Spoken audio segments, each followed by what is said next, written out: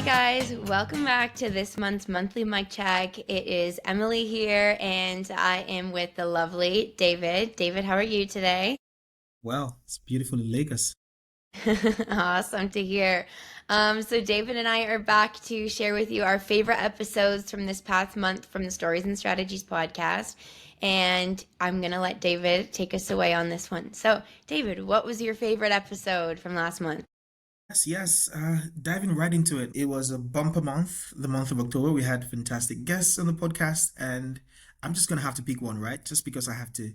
So, my favorite episode from the month of October is the episode with Mark Lowe of Thought City PR, and that episode is titled "Is Attention the New Currency in Public Relations?" Right? What is attention? The entire conversation, and I mean, I'd never really thought about the phrase the attention economy before that conversation, but in that conversation, I was like, there's what you call the attention economy. Quite interesting.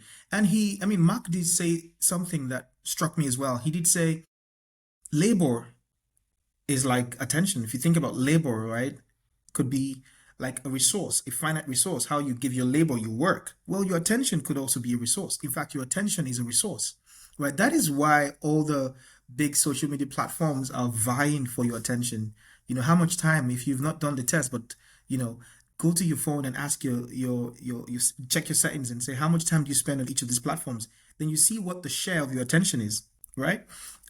So it's quite an interesting conversation. There's a battle for your attention, and it's real. And he lands on the fact that as public relations and communications professionals, what we should be doing is we need to be attention entrepreneurs.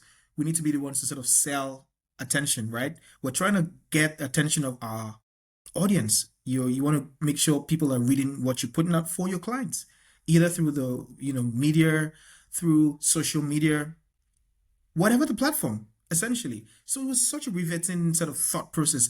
And he did give, to just close on saying that his major case study was someone who sort of hacked the attention economy conversation is Zoran Mamdani.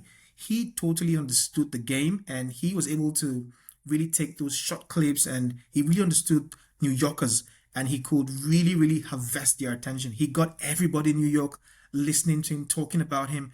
All over the world, you're talking about his journey. Why? Because he did something with attention there, right? And so it's such a very interesting conversation for public relations professionals. Go listen to that episode. It was quite mind blowing. That's my favorite. Emily, over to you. That was a great episode, David. It really made me think about how crowded like the modern environment is and how intentional communicators really need to be to actually earn a moment of someone's time. So I really enjoyed that episode as well. So good pick. My favorite episode from last month was with the lovely Dr. Tina McCorkindale, and the episode was titled Flattered to Death, the AI Sycophant in the Room. So, we kind of live in a moment where AI, writes our emails, plans our meetings, even gives us life advice, if you want to call it. But Tina points out a lot of these tools are way too agreeable and they're kind of less like truth tellers and more like a digital yes man.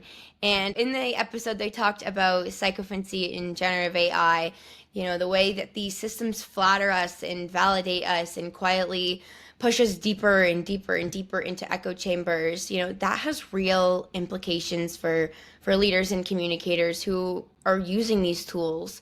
But what I loved about this conversation is it's not that it's anti AI, but it's a reminder that if you treat AI like a mirror, you need to be very careful about which parts of you it reflects back and which parts it, kind of buffers or smooths over.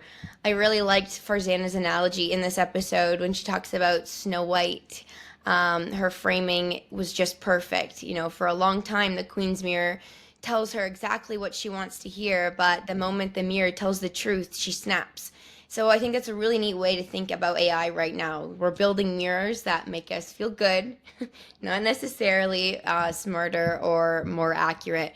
So the big takeaway for me is really simple. It's just kind of never use one model and never copy and paste without thinking. And, flattery feels good in the moment, but in our work, it's the fastest way to bad strategy. So, if you listen to this episode, try this little experiment. Open your favorite AI tool, and instead of asking it to make you sound brilliant, ask it what might be wrong with this idea. And if it tells you you're perfect, that's exactly why you need the conversation with Tina. So that was my favorite episode from last month. Yeah. I thought that was a very relatable episode, to be honest. I mean, I stood chatting to someone about how my AI flatters me every time. It tells me the best things. Oh, that's brilliant, David. Oh, that's fantastic, David. Oh, that's genius, David. And all those superlatives to describe me. Yes, I'm smart, but maybe not as smart as it's trying to make me out to be. I mean, I read a very funny story recently as well as about a man who is actually deciding to marry his AI because he thinks it's better than his wife. I mean, funny story, but it goes on to say how much of a sycophant AI can be because it's just there to do your bidding. You want to be in that chamber where you say ooh and you hear ooh back, no questions asked, right? It's that chamber. So yeah, it's a very relatable episode and definitely one of my best as well. So second best, I would say, but you picked that as your best. So really, really lovely episodes. So guys, if you haven't listened to any of these episodes, we're gonna put the links to them in the description. So you go have a full listen yourself and do let us know. Any comments, we'll be happy to hear from you. And while David brought up that awesome yet terrifying example about the man who, left his wife for AI, it reminded me of an example that Tina actually touched on about the man who was convinced he cracked quantum math and AI encouraged him to quit his job. I think that is such a vivid It example. was crazy. And it's kind of terrifying. I hope that this doesn't translate into the boardroom, but yeah, I think we need to be very, very careful. But like David said, we're gonna have the links down below for you guys. We don't want to give too much away, even though I'm sure I already gave too much.